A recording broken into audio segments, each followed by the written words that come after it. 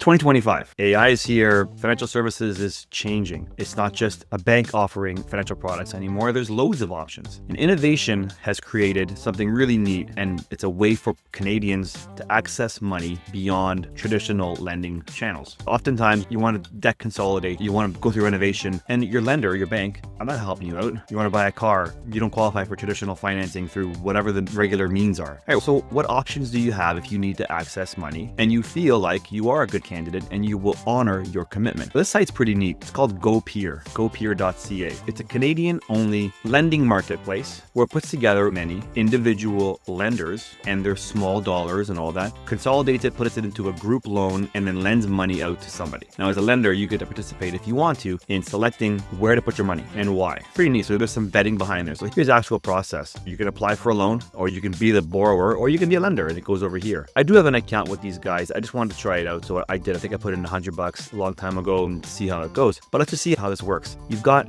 a pre-qualification that you got to go through and ask how much money you want and all that kind of stuff, and you can explain a bit more about who you are and why you want this money. Then it turns into a list of loans that are available to people who want to lend money in exchange for some interest rates. So here you go. They grade loans based on how qualified their algorithm determines these people are. Here's a guy who's a C. He's trying to use money for education. He's looking for $10,800, and he's willing to pay 19.2% annually for a 3-year term. Pretty neat, right? And you can decide if you want to invest in this, or I say invest, but I really mean loan here. So there are limits as to how much you can loan. They won't let you fund $10,800 so you can earn 19% and go all in on one specific loan. They want you to diversify. So they have limits on how much you can contribute to each loan and how much dollar amounts can go into each loan. And as you'll see, C plus is better than a C. The interest rate is lower because of that. So risk reward. And this one here, it's an E, looking for $6,000. They're offering 28%. So you can contribute and partially fund some of these loans. So you can go through this and decide which one's right for you or not. Pretty neat. My portfolio, I don't even know what I'm doing here. I just tossed some money. See, the most I can invest in anything was $10, and I've not seen any delinquencies. I've got some A's in here, some B pluses. Here's a D plus,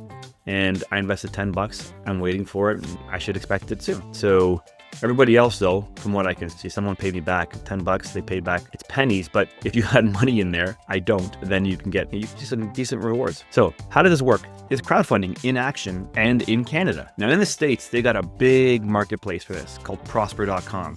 If you're in the States and you're watching this, huge marketplace, and it's terrific. It's pretty reliable. People generally want to do the right thing. You'll win more than you lose. You got to build in some buffer, but that's why you're getting 20%, 18% on some of these things. So that's pretty neat. But in Canada, we got a smaller marketplace, gopeer.ca. Have a look. Let me know what you think.